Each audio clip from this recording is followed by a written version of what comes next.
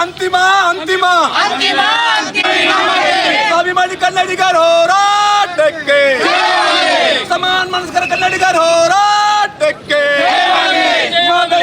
ಮಹಾನಗರ ಬೆಳಗಾವಿ ಬಿಡಲ್ಲ ಬಿಡಲ್ಲ, ಸ್ವಾಭಿಮಾನಿ ಕನ್ನಡಿಗರ ಹೋರಾಟಕ್ಕೆ, ಸ್ವಾಭಿಮಾನಿ ಕನ್ನಡಿಗರ ಹೋರಾಟಕ್ಕೆ, ಬೆಳಗಾವಿ ಕನ್ನಡಿಗರಿಗೆ, ಸ್ವಾಭಿಮಾನಿ ಕನ್ನಡಿಗರ ಹೋರಾಟಕ್ಕೆ.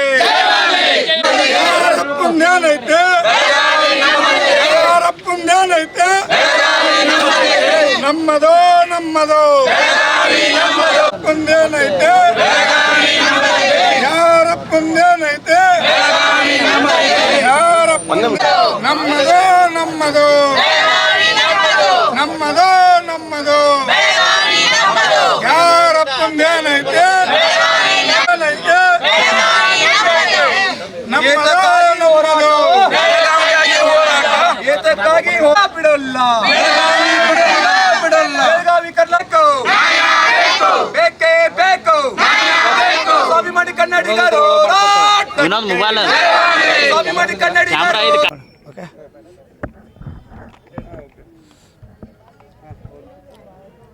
ಕರ್ನಾಟಕ ರಾಜ್ಯದ ಬೆಳಗಾವಿ ಮಹಾನಗರ ಪಾಲಿಕೆ ಸುಮಾರು ವರ್ಷ ನಂತರ ಹೋರಾಟ ನಡೆದಿದೆ.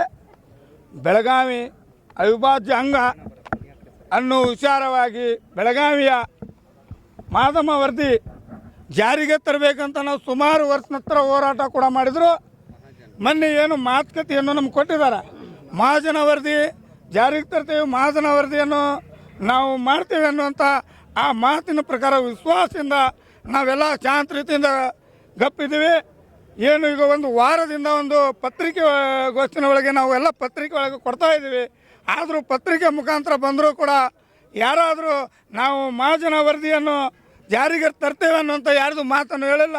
ಒಳಗಿದ್ದಂಥ ಸಾಮಾನ್ಯ ಸಭೆಯನ್ನು ನಡೀತಾ ಇದೆ. ಅಲ್ಲಿ ಯಾವ್ಯಾವ ಸಂಬಂಧಪಟ್ಟ ಅಧಿಕಾರಿಗಳು, ಕಾರ್ಪೊರೇಟರ್ಗಳು, MLAಗಳು ಯಾರ್ಯಾರು ಕೂಡ ಆ ಸಭೆಯಲ್ಲಿ ಭಾಗಿಯಾಗಿದ್ದಾರೆ.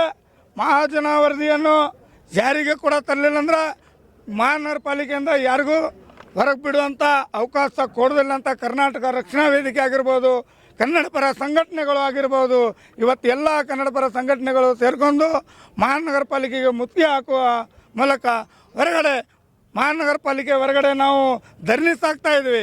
ಏನು ಮಹಾಜನ ವರದಿಯನ್ನು ಜಾರಿಗೆ ತರಲಿಲ್ಲ ಅಂದರೂ ಕೂಡ ನಾವು ಹಗಲಿ ರಾತ್ರಿ ಬೇಕಾದರೂ ಇಲ್ಲೇ ಧರಣಿಯನ್ನು ಸಾಗಿಸ್ಬೇಕಂತೇಳಿ ಇವತ್ತು ನಾವು ಹೋರಾಟವನ್ನು ತೀರ್ಮಾನ ತಂದಿದ್ದೇವೆ.